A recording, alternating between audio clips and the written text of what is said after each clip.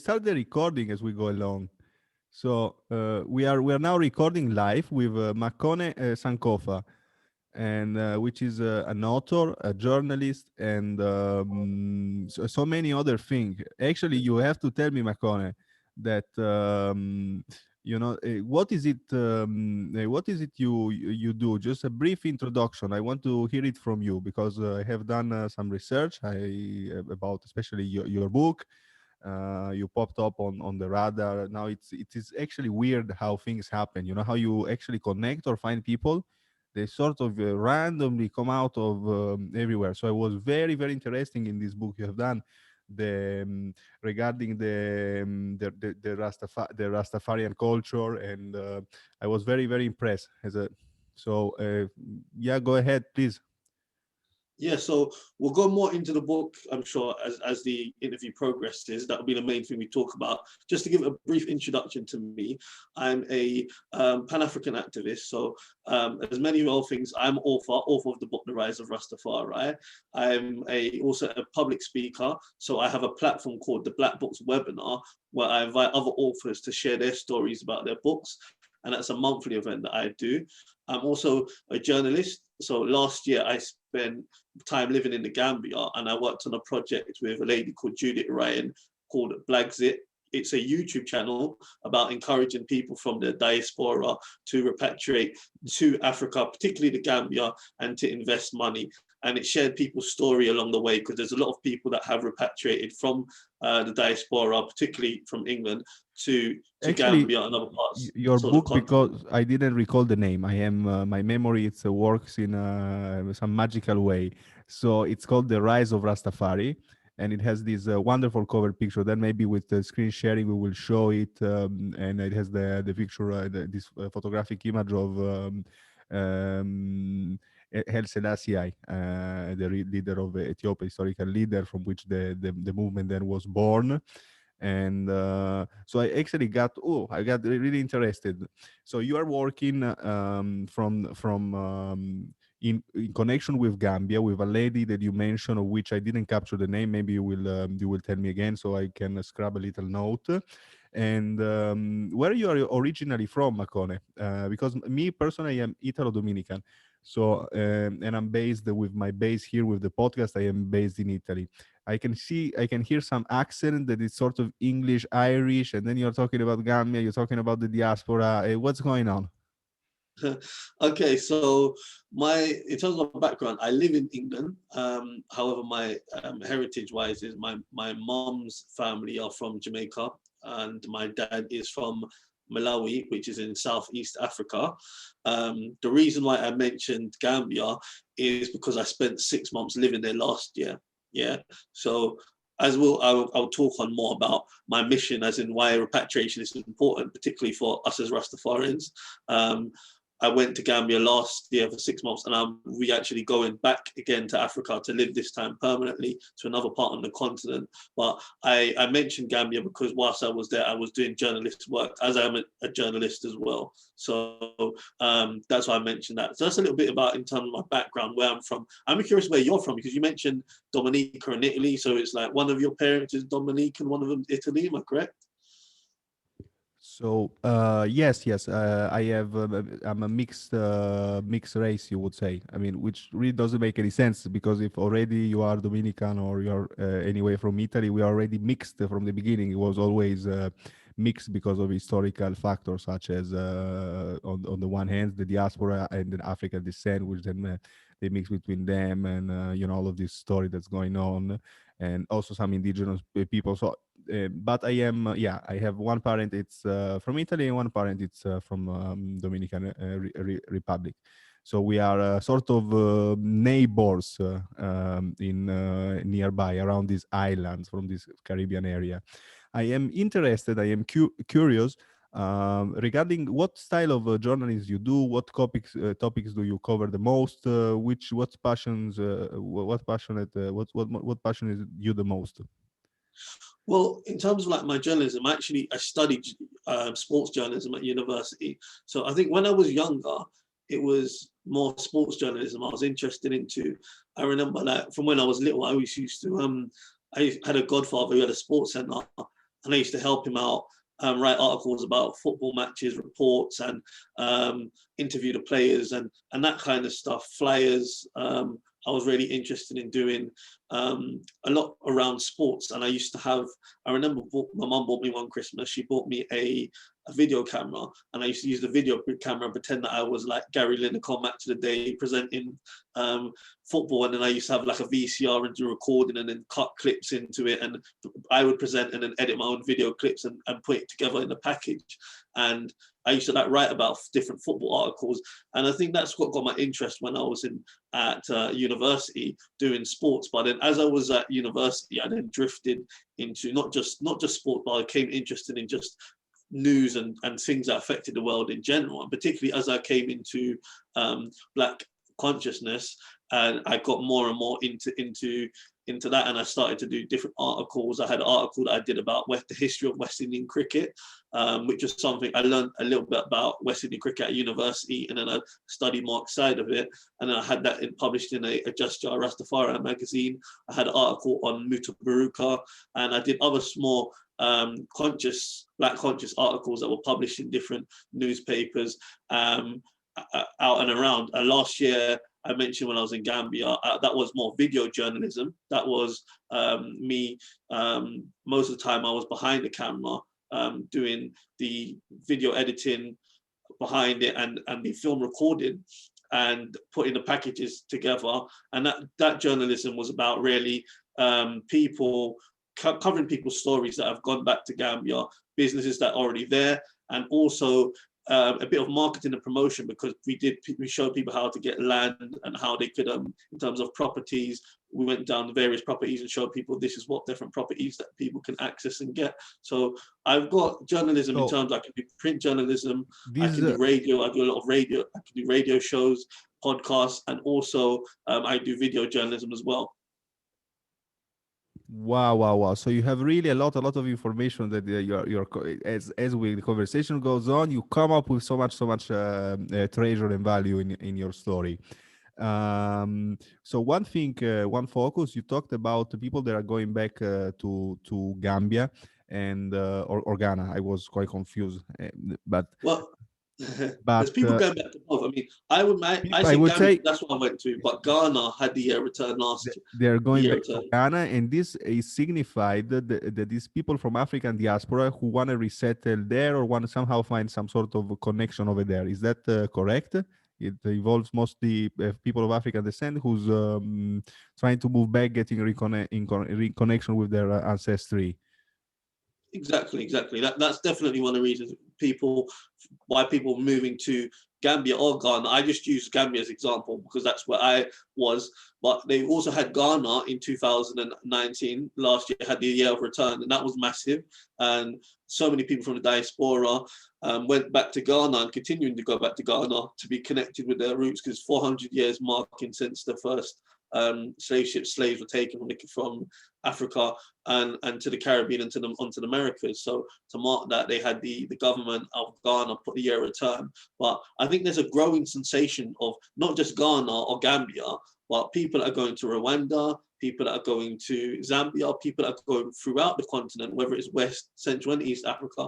There's definitely a growing interest of people to reconnect with the ancestral roots. And I think also because of what's happening to the African Caribbean communities in the diaspora. Even if before we get into the diaspora, and that even if it's just to just have a place there or to know somebody there, or to many people will probably choose to have some sort of back and forward from whether it's England or some Western European country, but to start to have this connection point, it's very important. And it was somehow all of this movement, the Rastafari movement, with the reggae music, with Jamaica as a center, and some of the brilliant, great leaders that came out and that ended up leading so many Afro-American movement and worldwide movement. There is it's important. What I'm trying to say is that to have this sort of going back and this role that the Rastafari actually they played. And I have noticed in one of your articles, you talk about sort of a historical distortion, that there is by the media sort of it's sort of become like Rastafari. It's like about smoking a joint or about just the music, and it's sort of become kind of superficial. I don't know if you understand me. It's kind of like it's a trend, like it's this sort of thing. There's Yeah, this I reggae get what you music mean. Yeah. going on, and it's the joint, and it's cool because you hang out there, and there is all these white people, or you get to stay nearby the picture with some person of color or some this is a little bit trendy, and you know you have all of these dressing code that is a certain type. Many people they pick up, but they resonate with the music, but they don't really enter in deepness of what the real history is, and And I this is think you've a got bit the nail sad. on the head spot on it. And this is the main reason why I read the book, to give that clarification, because there's definitely distortion. And just as you mentioned, what's happened in Rastafari is that say, for example, certain things of the culture, which is not necessarily attached to Rastafari, and I'll explain it later, but people are more when they associate or they think about Rastafari, people thinking of dreadlocks, people that smoke weed, reggae music, a reggae festival, these kind of things. However, the original concept of Rastafari and the intention, people are very ignorant on the actual philosophy and why it started Rastafari. And Rastafari, when it actually started, it was a movement that started in Jamaica based on, we've touched on earlier, based on Africans being taken from Africa on the continent, West and Central Africa, being disported to places such as the Caribbean, Americas, Brazils, and other places. But I'm going to focus on Caribbean, particularly the island of Jamaica here, because this is where Rastafari emerged. And because of what happened on the island of the Caribbean in terms of the process of slavery, and even after slavery, the inferiority complex of Jamaica, in terms of Jamaica was still a British colony until 1962. So what happened during slavery and the brainwashing of African people that were taught that they were in Just a inferior. minute. It's very impressive. 1962 we are talking about. We are talking about that's not it's close to 50 about 50 60 years ago that that there were still the existence of colonies. These people don't realize. I don't think that people really realize or they don't really fully absorb this idea. Like when you really absorb this idea that there was colony going on up until 50 years ago when it was sort of your parents' generation, that there was actually colonialism going on. So and they don't many people don't understand the brutality and the violence that all of that implied. It's kind of hard to really fix this point in the mind. So I just want to make a little focus. Yes. Exactly, and this is the thing. See, with Rastafari, see, a lot of people don't understand Jamaican culture, so or Jamaican history. So I say not culture, Jamaican history. Now, if you don't understand Jamaican history, you will not understand Rastafari in terms of the context of why it started in its origin. So just as I was mentioning, Jamaica was a colony till 1962. Now, during slavery, as most of us will know, the inhumane treatment of the enslaved Africans, not just physically, but also mentally. So they were literally stripped of their culture, their identity, their language, their religion, and their whole ideas and values, and being told to then adapt Eurocentric values. And that went on throughout the colonial years. Like And which we by the way, the Eurocentric value that you're talking about is not the type of Eurocentric values that we are seeing today. The type of this idea of democracy, freedom of speech. We are talking about the all of these that was before in those here, you know. So it's a different. So when you talk about Eurocentric values, he's talking about a different. You're talking about a different set of Eurocentric value. Those values that implied prevailing over another culture, killing, murders, assassination, slavery, greed. So this yeah, sort of it's this aspect of the yeah, of the European value that hopefully primarily we will leave behind. imperialism, should we say imperialism, white supremacy, that people of white skin or people that are Europeans are somehow more supreme than the black people. That's pretty much what they've been taught on the plantations, and building up even into colonial years. that's what it was like. And there's different class structures in the Caribbean, and even not just in the Caribbean, but we've seen it in Asia. You have the different caste systems that the British Empire imposed. You've seen that in various different parts. I mean, I was watching a documentary yesterday, and they were saying that when the British invaded Kenya, they built railways, but they set up a system where the first class was white, the second class was Asian, and the third class was black. So this is what I'm talking about, the kind of an imperialistic point of view where black is at the bottom. Yes, Now, imperialistic and also economically convenient. It was not honestly brutalizing, because I think one of the aspects that maybe we don't see. I don't know if this is in your book. I haven't had the pleasure to read it yet, but I put it on the list.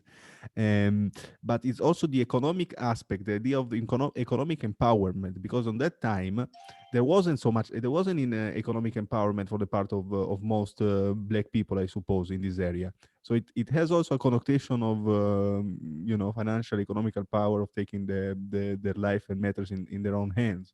I believe. yeah, and what we actually, I think we must remember is obviously, and I think what you said again is very relevant, because the main reason, obviously, why slavery happened, the whole behind it was economics. Yeah, it was all about economics for the white slave owners to get rich or to wealthy. Otherwise, they wouldn't have had slavery. It's about generating wealth. Yeah, and even after slavery, quote unquote, ended, is what happened was the British, the slave owners in Jamaica, they were given compensation, and the Africans, the enslaved Africans, were let loose on the island of Jamaica, given no given no land, no compensation. So even though technically they was free, but they wasn't really free, because if you give a man a freedom but you don't give them anything to where they can really sustain themselves, that someone's going to struggle. So this is a problem, whereas you see even after slavery, that the wealth in the Caribbean was still very much in the white society, which was dominant, which was a small percentage of the island, and the majority of black people didn't have anything.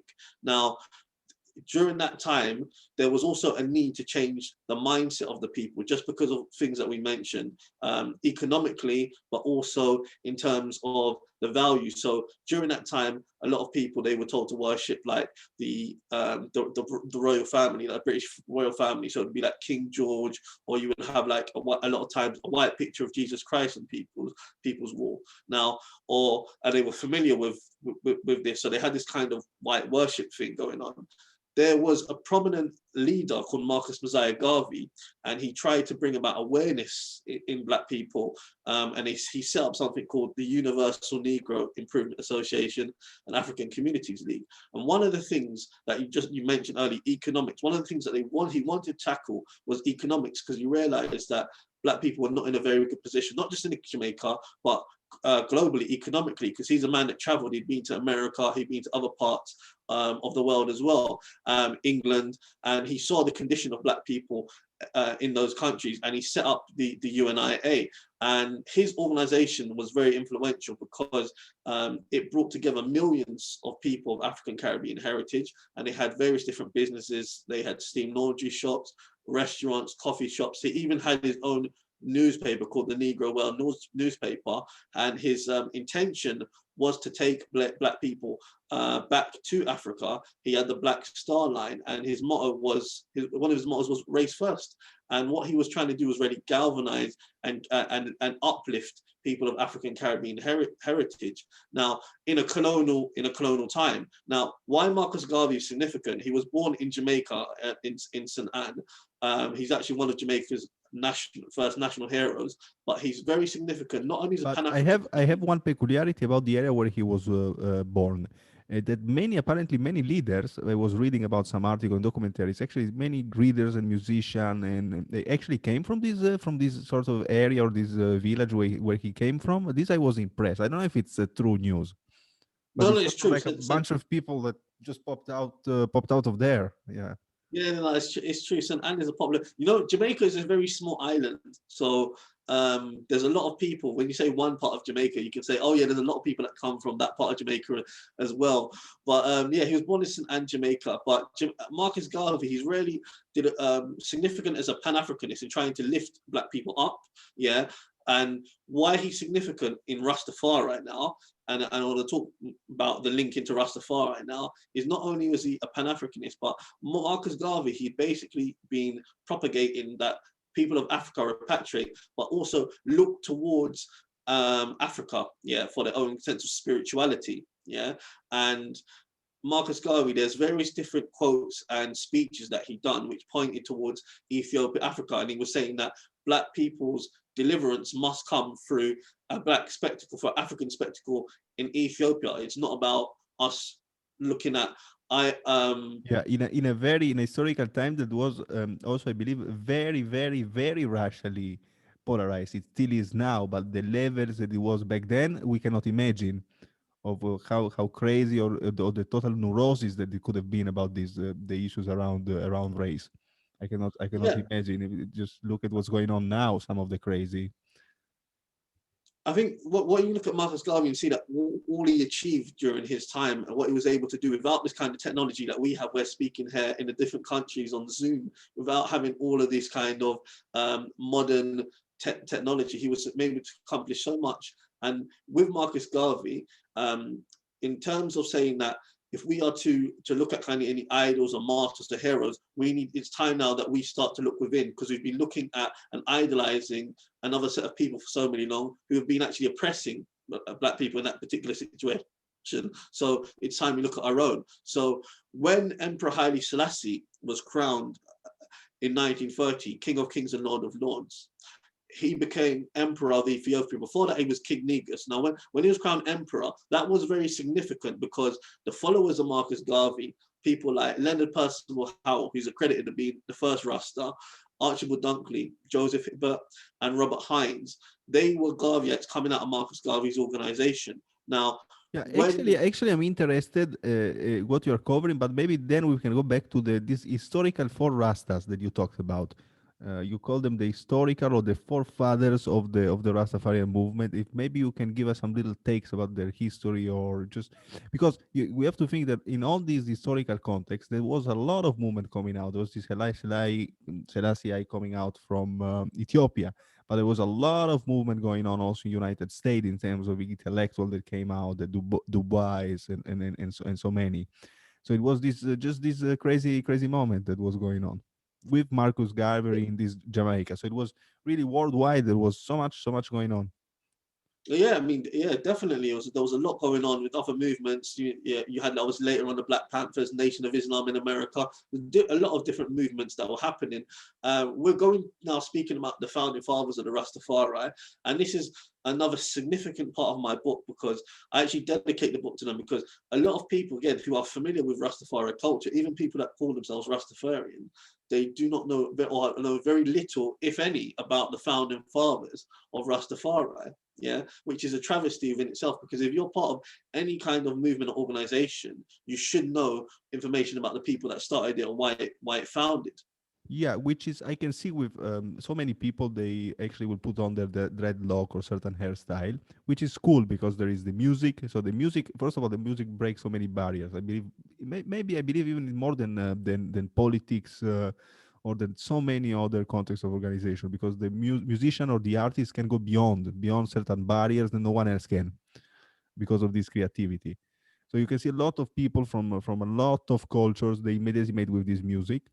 But I see so many they just some people will do their hair in a certain way, and they're not really from this culture. They don't really understand why. Maybe they want to show some sort of solidarity, or maybe they are attracted to the sound, and the knowledge comes later. But I believe that this musical the musical impact is the first contact with the young people. That should be the sort of the ticket for this, what is behind all of this culture that is behind this, what we are talking about. I don't know if you can understand me. No, I It should, understand you very the clear. music should be the attraction to then understand some more, Yeah, understand exactly. I literal mean, and this what's going on behind. music Because should be otherwise, it one makes no thing. sense when you ask Yes, question why, what's going on with this hair or this style you have, and everything collapse, kind of. exactly. I'm with you. Like, for example, when I came into Rastafari at first, I listened to a lot of reggae music, but then Lassie, and then I wanted to find out more. I didn't just listen to reggae and say, "Oh, I'm Rasta," and put on dreadlocks and that. So I then decided to find out more about Rastafari. I do my own research, speak to Rastafarians, go to event, and find out exactly what it is. And you're spot on. And what happens then with reggae is that people that are not necessarily for the culture, Rastafari, I'm gonna say Rastafari is a Black Power movement. Yeah. Now I'm not saying I'm discriminating against people, but that's what it is. It's set up to uplift people of black people. Although people from all over the world, they can associate with the sound. That be because music, it communicates or vibrates. It actually has. I have seen some music that I listen to. It actually changed my state of mind and the way I feel in this moment. So that's the fact that some people that pick it up and they listen to it, Yeah. etc., may actually change the Let me come mood, back. and they may meditate as to Yeah. some struggles or something they're going through. So it can be also encouraging for so many other people. But like you say, it's a Black Power movement, and this is what I want to discover. Actually the real role that it had in the Black Power Yeah. movement, and And how strong and it I think was actually. and I think what you're saying there is that, I mean, some agreement is like, yeah, exactly. People can like associate, or people. I'm not saying a white person can't listen to a regular Asian person. Everyone can listen to any kind of music. Yeah, that's And not some the. they do some really great music too. Yeah, yeah, yeah. There was I some mean, crazy. I was looking some blues or some hip hop from Korea, no, not South Korea. I found out it existed. I didn't even know it existed, and they're just yeah. So going, So it's I can get people of multiple cultures can support reggae music, and you can even be understand or be sympathetic of the movement. But we have to be true when we look at the origins of the fact that it's a movement that's been about of an oppressed people that have been oppressed through slavery, colonialism, and even up until this continuous day. That is about fighting the system and really breaking the chains, not just physically, but mentally, and unlocking the chains, and about Black people being proud of themselves, looking to repatriate to Africa. I mean, in even the Caribbean, you cannot tell a lot of people, even to this day, that they are African. And what Rastafari came about, I see a correlation with Rastafari in a group called the Maroons in Jamaica. Maroons are a group that fought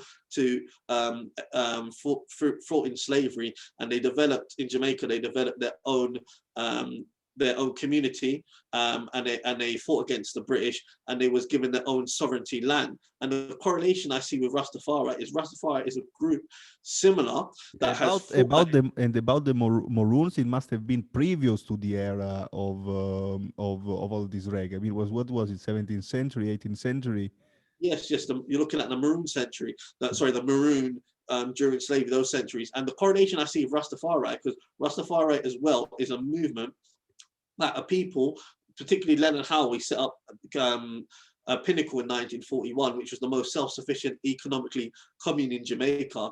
And it was to break away really from the colonial government and the system, and to say that, you know what, we are separate, we are African, we are different, we are about economically empowering ourselves and being self-sufficient, independent, within our own nation, a nation within a nation. So when I look at Rastafari, I see the correlation as a group of people that have seeking to gain their own sovereignty, yeah, and to break away from the unjust power structure that was there, which was white people in Jamaica during those times. So what they're trying to do is break away from that, whether it was through slavery and now in Rastafari, the colonial government, and trying to do for self and be independent. And that's the basis of why Rastafari started about. Something I touched on earlier is that even not just even spiritually, and I was speaking about Marcus Garvey, the significance of Haile Selassie when he became Emperor of Ethiopia was, at that time, people in Africa had not, people in Jamaica and the Caribbean, even to this day, had not seen many people a Black king or queen before, because they was taught to idolize, you know what, the British king, the British queen. And that concept of Haile Selassie brought back a memory of, yes, there's royalty from Africa, and that some of us were kings and queens because African people in the Caribbean have been completely whitewashed of their history. So they've been told that their history started with slavery. So that was very, very significant. Ethiopia today is the only independent African country that's not being colonized. So what is very, very important from Rastafari, and this is why I'm saying it's a Black Power movement, because its I genesis. mean, as about Ethiopia, yeah, the Italians they tried, and then there is some history, also some controversy. But there's some history I was looking through. that actually they maintained in Ethiopia, the Ethiopians, most the control of most lands. And although there was a certain propaganda going on in Italy as to, yes, we are winning, situation is going great, in reality, I think the Italians, they control some main cities, but they didn't really control the farmland or the mountains, all of these where so many people were taking refuge. And I was reading, because I was studying this historical period here in high school, and somewhere around this area, and there was actually two different history going on: the history that was told by some historical books to this day, and the history that was talked by some Ethiopian researcher and some other research.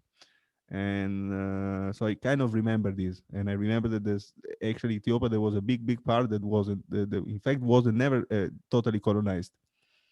There was a war going on until they penetrate inside, and there was all this. But I'm not the expert. I'm just putting there the Yeah, that's another significant thing that you mentioned, the Italian Ethiopian War. So that happened in 1935, and what happened was Italy had tried to invade Ethiopia prior to 1935 in I think it was 1880, 1890 something. They tried to invade in the Battle of Adwa, but yes, there was Emperor Haile something going Selassie was in on. charge.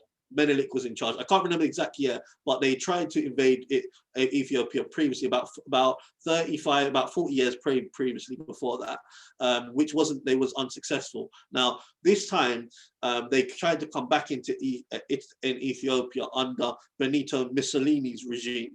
Yeah, and a reason why they wanted to invade Ethiopia was because Ethiopia was the only country in Africa that had not been colonized. Also, there was a bit of pretty much revenge they kind of wanted to get back from the Ethiopians defeating Italy previously. That, and there was some pressure going on in Italy because some, they wanted to create this idea of empire that was going on, some empire venture, and there was Yes, this they some wanted to restore the Roman Empire, like a great empire like yes, they used to or Rome. at least created this idea we are talking in back in the day, like we were talking about technology. There wasn't some technology going on. You could create an idea with the press that there was going on some super incredible empire on the other side of the sea. Uh, Propaganda. yeah, some sort of propaganda. This was going on. That was, I mean, we've seen it now with what's going on with the crazy fake news and disinformation, and that it's deliberate, really deliberate. So you can imagine back then when there was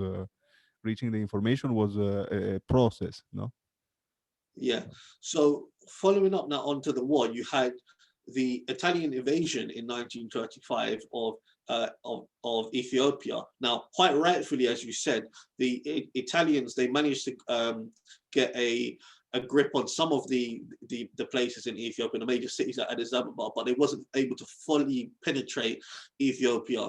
And even up until when the Ethiopians took back control of the country, it wasn't all possessed in Italy. There was still Ethiopians there on the ground. Now, with the Italian Ethiopian War, it was a tragedy in the sense that so many Ethiopians lost their lives. And the reason why is because the Italians who manufactured a lot of the weaponries in Italy, the Ethiopians wasn't able to quite combat the Italians at first, because in Ethiopia, they don't manufacture any weapons themselves. So they only had like spears and swords, or the good weapons that they had would be weapons that they maybe captured for the Italians. Now, there was appeal in the League of Nations that Haile Selassie went to the League of Nations and he made appeal to say that both Italy and Ethiopia were part of the League of Nations, and within that organization, it prohibits one nation from invading to another nation. So when Haile Selassie went there, he said, hold on, this is wrong, because Italy and us are part of the same group organization, but they're invading us. Now,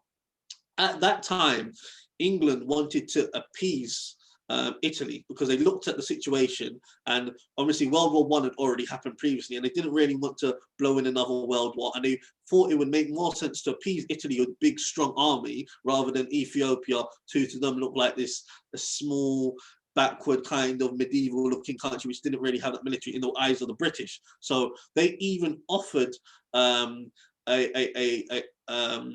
Italy, the land of Ethiopia, even though it wasn't theirs, they actually decided to offer them the land. And what the England and some of the other European nations did was that they refused to give any weaponry to the Italians or to the Ethiopians. Now that put Ethiopia in a bad position because, as I mentioned, they don't manufacture their own weapons in Ethiopia. So it basically gave the green light for the Italians to really take over the country. Later on, the stance of the British changed. Haile Selassie went into exile in England in Bath, yeah, and it changed because Italy had been aligned with Adolf Hitler's regime, yeah, and because Italy had been aligned with Adolf Hitler's regime, Germany, that meant that And automatically this was that going the on Italians were enemy. very fast because I think they actually breached through in Ethiopia around 1937. So this was going on all in a few years before they really Benito some Mussolini made a really big move toward Hitler. So it was going on all in some few years that all of these were playing out so fast. Yeah. And yeah, so when it, it um it, it Benito Mussolini um joined forces with Adolf Hitler and Germany, England then became enemies of them naturally because Germany and England were fighting against the war. So then the English, with the Ethiopian troops, went into Ethiopia and they fought alongside the Ethiopian troops, and then Ethiopia gained back control of the Yeah, country. and they gave them also the weapons for so many because as from this article, I wish I could share it. This article I was reading that there was so many. There was of this military from Ethiopia. They was gathering up in these remote areas. They was waiting to go back and do and do war because it's stronger in number and all of this. But there was this some issue with the weaponry, where the weaponry will come, and as to how they was gonna fighting, how they was gonna fighting the war, and what strategy with what And I think there is also a dark page where there was because they were developing new weapon technology in terms of gases and chemicals that they were trying to use around. They both use in Libya and around there. And so that's why there was Yes, so so they many used dead. I was kind of, I'm not an expert on the topic, but So they used mustard gas. So the Italians used mustard gas, which was banned illegal by international law for being so brutal. So mustard gas was used on the country of Ethiopia, and obviously millions of people died not because of mustard gas and because of obviously the war in Ethiopia, and even some of the farmland. It caused problems with a lot of the agriculture land, but thousands, hundreds of thousands of Ethiopians lost their lives as a result of the war.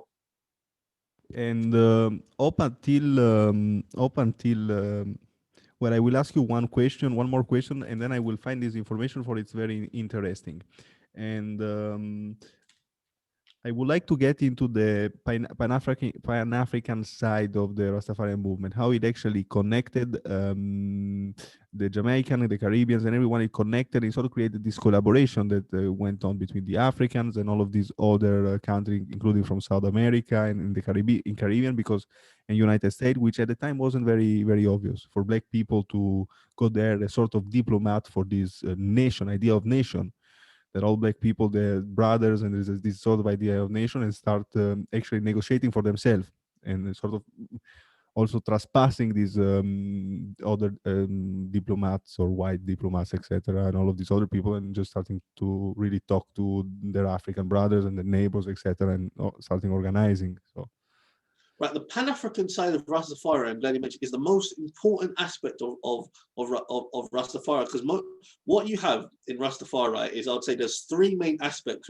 which people look at, which is the Pan-African side, the cultural perspective of Rastafari, which you've mentioned, like the lots, the reggae, and all of that. And then you have the spiritual or religious side. So some people see Rasta as a religion, some people don't. I don't myself. But those are three main parts. But people mainly gravitate, I think, more to the culture or the spiritual religious side. But the Pan-African element, I'm glad we're talking about this, is the reason really why it started. Now, I've spoken about some of it early, such as the connection with Marcus Garvey, So who was talking a great. about before we will get into that, my little detail is that one famous journalist up until lately in Italy, which name was Montanelli. and he's done some tremendous career in journalism. And when there was the racial uprisings from the Black Lives Movement triggered by George Floyd, Breonna Taylor, and so many others in this moment, it came out that this man, because he was former fascist in the former fascist army, he was, I think, exactly in Ethiopia as a fascist before he became literate, because before he became an author and actually became part of all of the cultural movement that then occurred in the 70s, 80s in Italy. And what was going on, it was one situation that was called Madamato, where they had the fascists, they came there, they have a child, female slave, sex slave girls that they was abusing, etc. And that is why, among so many other, there was also some attack, some terroristic attack on this figure. So basically, so there is this other dark page of the Ethiopian history. You know, the fact the sexual abuse that was done by the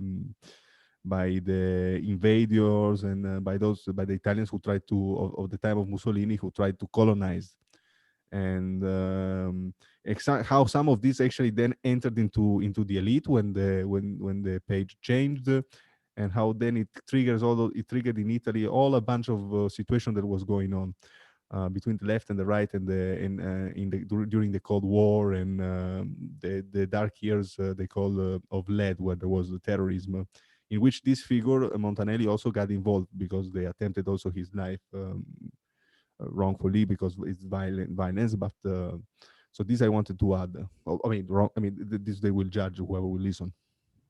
Okay. No, no, And I yeah, completely understand so that. Um, sex slavery, it's also on woman and on child, that was going on in Africa by the people who colonized. And also it's a page that was not so much talked about, you know, because whoever was the abuser and was in charge of these people of plantation, or was in war times, etc.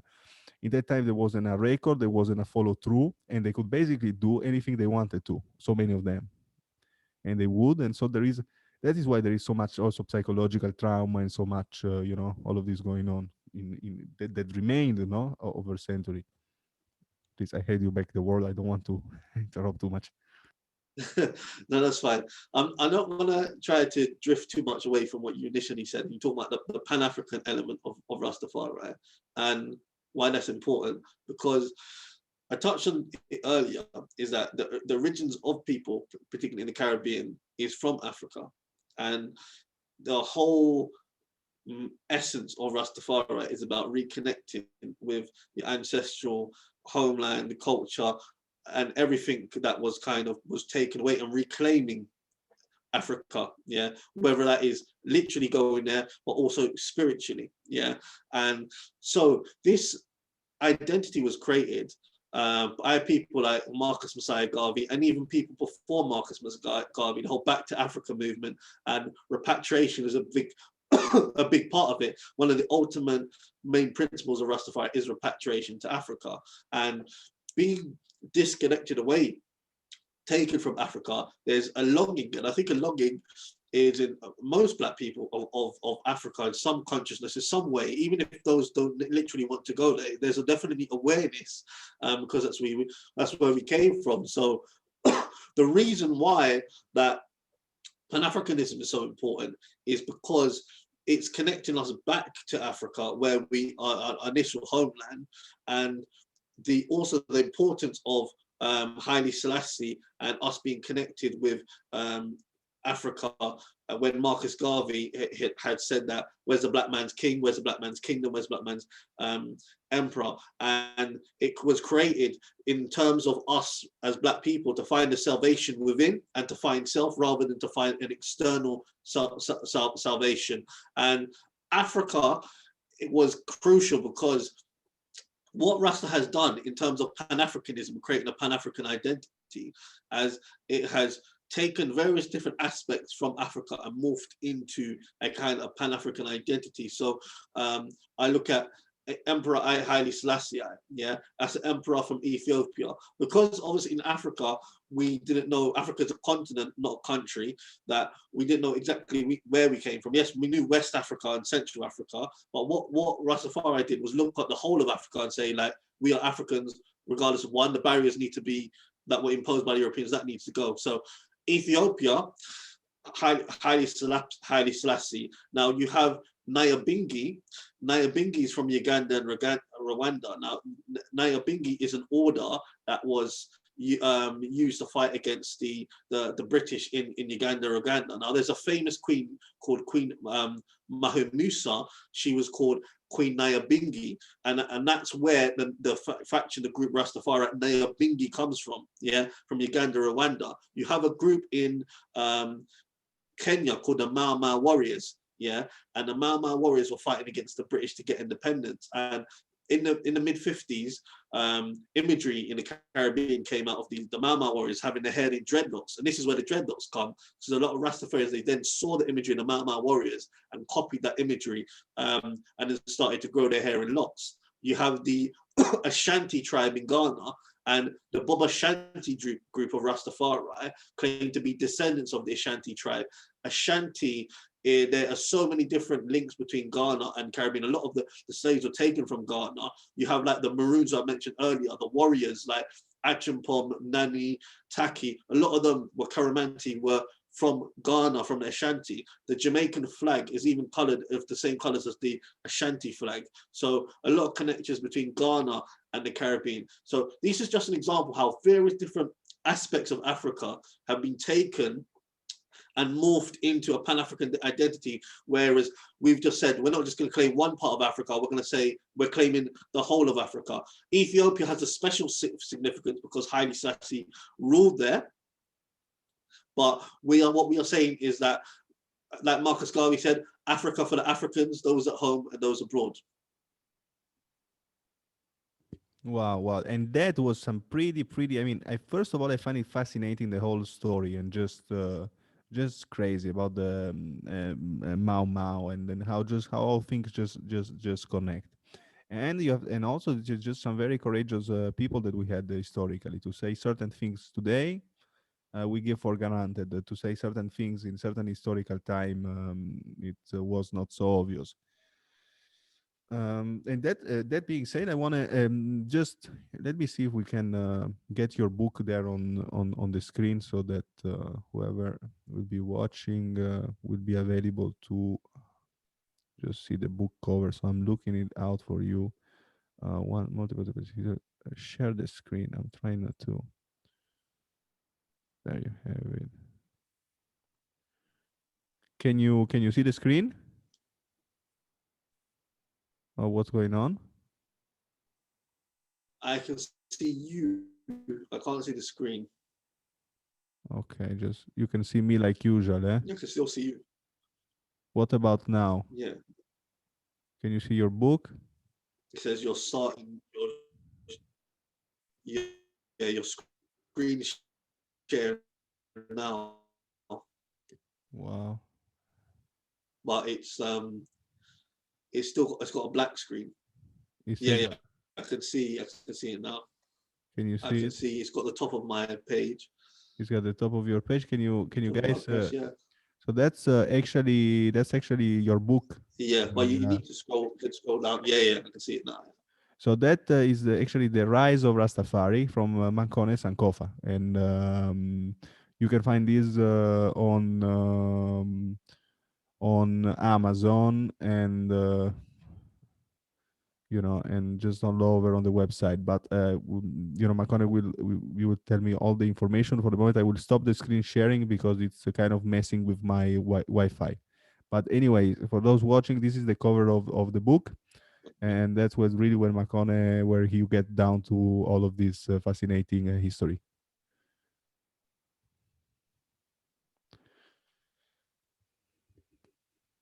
So now I'm back. Is the screen gone? The best place to buy it is going to be on Amazon. On Amazon as well, they can ship it. They'll ship it directly to you. It's the screen share gone? Yeah, I can see you now. Okay, cool. So yeah, Amazon, you're really big on Amazon. So I don't know. What you say, Makonnen? We have covered quite a lot of topics. One topic I would maybe like to say at last, the resistance to white supremacy, and how actually some history has affected us to up until yesterday, up until the Black Lives Movement, and how it involves everyone, up until today, how this history is still alive, whether it was for the Italians, whether it was Ethiopian, they was having holding some grouges regarding the previous war, or whether it was this journalist that I mentioned that was involved in all of this, who then had this all of this cause effect later on in life, and how we are sort of kind of all connected from all over the world in some weird some strange way with all these things happening. So that I think it's curious. um and what yes. mm. So uh I'll come and talk about this now. Yeah, I'm okay.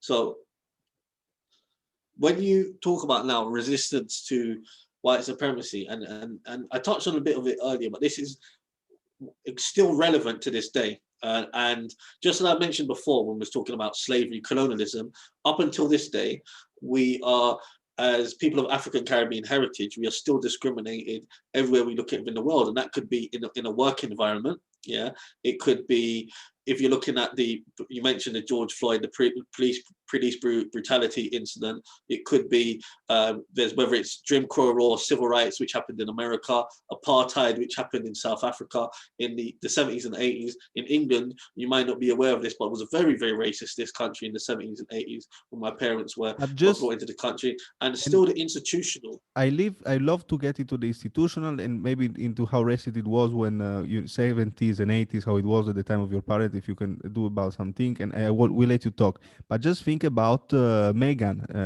the married to the this Prince of England, and she's really light, barely to the royal family. She's really a light skin, very light skin black person of color, obviously from the African diaspora because of family and everything. But apparently, what they say is that she's the most hated woman apparently on social media. Um, so just think about that. Mm.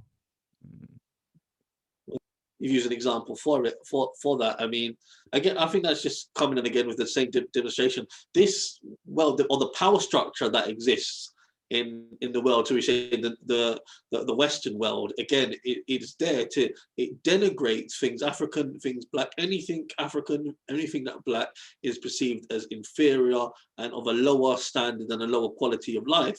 As opposed to things that are European and Eurocentric, and that exactly what you said. It's just and another. and what the part of what the Rastafarian movement did, etc. It is also a self-esteem job. It did a job of where at least the people that are of black diaspora don't feel that way, even if for some people in the world, or for so many, or for the general culture, they Yeah. are viewed that way. But at least the blacks, or we can say that we don't feel this way. You understand me? So it gave them a kind of a different perspective as to who we are, because the the way that this racism penetrate, when there is so much violence, it also changes the idea of your own self-image. Um, And what we say is equal rights and justice for all, regardless of whatever color and skin color you are. Yeah. Now, I don't think this ideology. I don't think I'm better than someone because I'm African or black or a white person. Neither is a white person better than me because of color of skin. We're talking about equal right and justice for all, but we realize what we're fighting against is that we've been put at a lower level, and we need to get ourselves up where we're at least seen as equal. That's what we're saying as a Black Power movement. That's what we're fighting against. I'm not fighting to be superior and to rule over white man. I'm just fighting what we are fighting for. What we're saying is that we need to be at least seen or treated as equals. Yes, seen and treated as equal. This is for sure. This is what we are fighting up to until this day, whether there is so much racism and so much white supremacy. But what the cultural movement of the time did, they also helped the black people start to seeing themselves as valuable, and and willing and able to do. This is what I said. They kind of Racial change the pride, self-perception that we have knowing of self, ourselves. and racial pride. And this again, this is exactly why it's very important to us as Black people, because we've been denied and we've been taught to think that, you know what, to hate ourselves and to see other Black people and despise them because of their color skin, or hate this color of our skin, hate our own natural hair, and all of these Because kind of of. this projection that comes from society, this projection when they made some races lower and some races below, and you know, where they made all of this crazy, this was going on, you know, all of these So crazy racial logics. so these are things based on the Black experience externally, and this is why this is why to me a white person cannot be a Rastafari, because it's based on the Black experience of whether it's the connection through ancestrally with Africa, being enslaved, our experience of being told that we're low, and being told that to hate, and being told to hate ourselves and things African are backwards. This is something which has been imposed on us through our DNA, through us like this, and we are fighting against it. So a white or Asian person is a person coming from another culture who doesn't have that same experience. Yeah, so they've been able to see the Queen or Queen of England. They've been able to see idols or people to work in their own kind of image, but we've been denied everything. And what we are just trying to say is to reclaim our identity and our heritage. So what I'm trying to say is that this is a Rastafari is an experience unique to people of African Caribbean heritage. So someone of another culture coming into it can support it, or maybe able to associate certain things, but they can't get the full grips of it. Yes, yes, they can't. I can kind of. I fully understand your point of view, and it's very interesting. And yes, like you said, some people can associate with, because also there is a lot of violence, no, around the world. So many violence between so many minorities that's persecuted. So someone who may be in an oppressed situation may really associate with this type of music, because you know, so many around the world, really, we come from a world and a history of violence, you know. Just look at, I was talking the other day with some historian, he's expert about Armenian history, and they just look at all the persecution from this Armenian, and how all of this history and all of this beef it's gone on up until yesterday, up until today, actually. You know, all of this hatred and all of this being persecuted, all of this crazy, you know. But this was just yeah, something I wanted to add. Yes.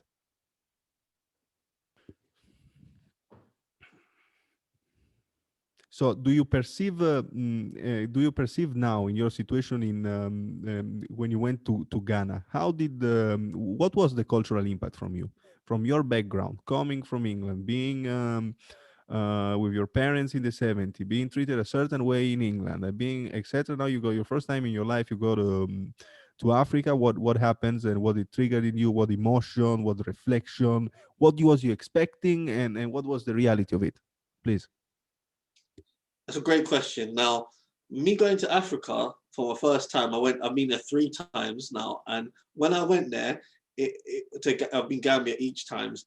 I wasn't used to like the propaganda of Africa. Some people are still, or are people still in the mindset of Africa, jungle, mud huts, things they are backwards because of what we've been saying, what they've been taught. Now, I mean, as a Rastafarian Pan-Africanist, Africa was, to me, I was very looking forward to it, and I knew that Africa wasn't going to be like that, and that for years of obviously talking about it, reading about Africa, it being literally a central part of my consciousness. So for me to go there was obviously, that's like the final part of the pyramid, is obviously to go and live there and to be on the ground there physically. So when I went there, I was going in the high spirits. It exceeded my expectations every time I went there.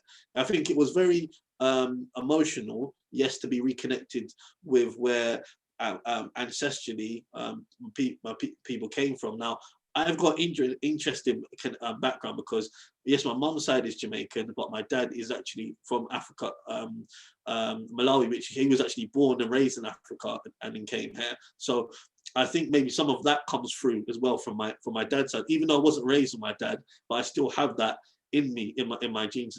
So when I went there, I was able to connect with the people very well. Even to this day, I still in communication with a lot of people in Gambia. And to be honest, I sometimes connect with African people there on the continent well, better than I could contact with white European people in here. And I get along with all kinds of people. I'm an easygoing person to get along with people regardless of the race. But I did find that I was able to even connect more with Africans, even though I was born in England, than with white European people in England. And I think with Gambia particularly, because obviously Africa is very diverse, but Gambia, their culture, they have taken certain aspects of Jamaica, that they love reggae music for once. Everywhere you go, restaurants, clubs, you'll hear reggae, reggae music, and they're familiar with like people that have traveled there from Jamaica. So they're very warm and welcoming to places. And there's a big tourism industry, so they're used to people going there abroad. An interesting culture that they've got there is they've got the culture there where it takes a village to raise a child, and you definitely notice it when you go there. It's like anyone. I remember a girlfriend I had at the time, and her mum's friend was there, and she would call out her auntie, even though, or that's she sees her as her mum, even though it's not her mum, but that's the kind of respect that they have for older people there. If you see someone older, that's your auntie, or you treat them like your auntie or father, and there's a real community spirit and community cohesion.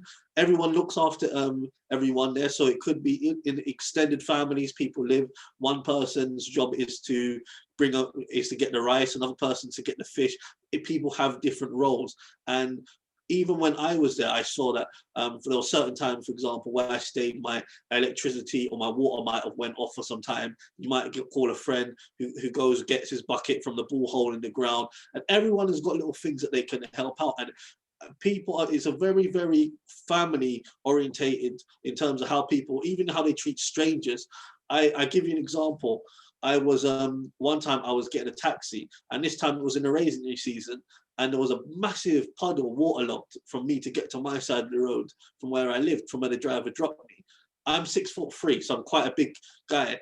The driver offered to take me on his back and carry me through the water puddle to my accommodation. Yeah.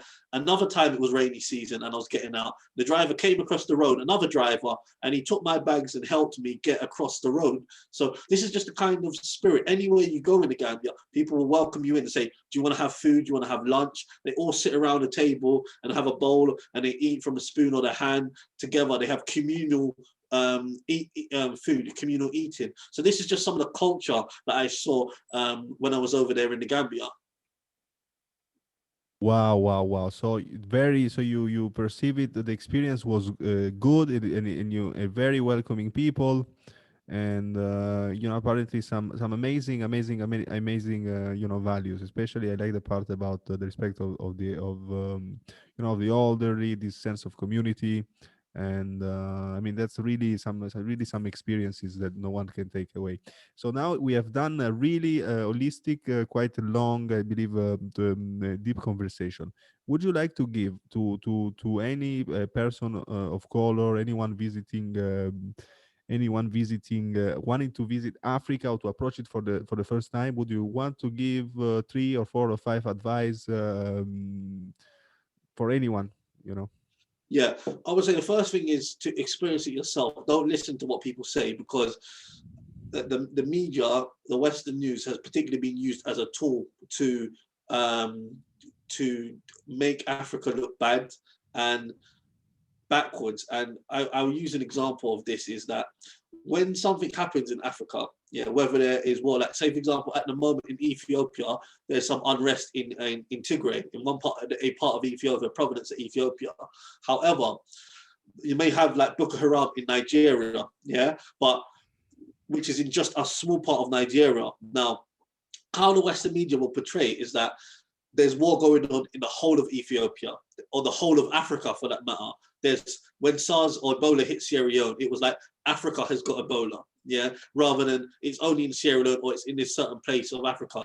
Nigeria, Boko Haram, which is in a specific part of Nigeria, where Nigeria is such a massive country which has got over 200 million population there. It's like saying that there's violence going on in a small city in England, which is far, far away outside of London, and that reflects the whole of England. So this is why I think we need to go there for ourselves and get the experience. I think now as well, there's a lot of people on social media that have platforms like like what we used to do with Blagsit, like people like Wodamaya, Diana Samir, that are actually in these countries, that you can see more of a real life experience of what it's like, of the day-to-day reality in these countries, and you can actually communicate and interact with people there. We're in a time now where it's easy to make connections with people all over the parts of the world, so you can make these connections with people, and it can make the transition for you easier, but you really have to go there and experience it yourself. You cannot rely on what the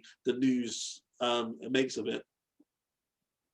It's just go there with an open mind, an open heart, and don't be biased by the media or by the over reading, of the papers, of the books, etc., or by this fantasy you have of what Africa would be.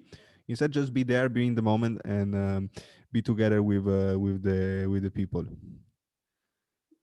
Exactly. So we want to say, add last take, or last. I think it's important. For example, what I'm curious if you want to just give me what was your biggest reason why you went. What was your biggest moment, your decisive moment? If you want to share this experience before we get to the end, the moment where you say, okay, I'm going on the plane, I'm going to Africa, I'm doing this.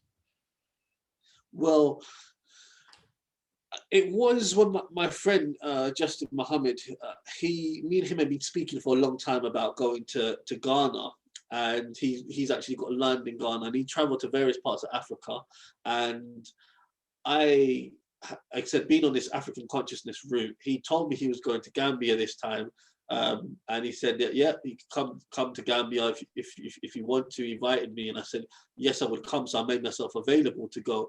For me, it was at the right time because I was financially stable at the time, so I could afford to do it. Um, I think it was also right for me because because I was going with someone that I knew that had been in Africa before, and he was also going with friends that he knew that had connections there. So I think sometimes it's different sometimes if you go in it on your own, whereas you go in it with a person you know, or other people that have got connections there, or that have already been to Africa before. And I think for me, that added a comfort as well, that I wasn't just going to the unknown, that I had a friend who'd already been traveled in Africa that I could go amongst. And for the last, I think, year or 6 months building up to then, I'd always been trying to put myself in contact with people that had connections on the continent, which is something that's very, very important when you are going there, because you will build relationships and connections with people there, but to already have connections in place for when you go in there just makes the transition a hell of a lot more smoother. And I think these were the reasons why it was the right time for me to go to Africa. Okay, great. So, great advice. Make your connection. Use the social media leverages for those who want to go. Try to build at least to have one person or like two-person. The at least there they can give you a guiding hands at least at the beginning, can help with the transition. And this was our podcast, our event with Makonnen Sankofa, The Rise of Rastafari. You can find his book for those who's interested on the Amazon. And thanks for being here. Thank you.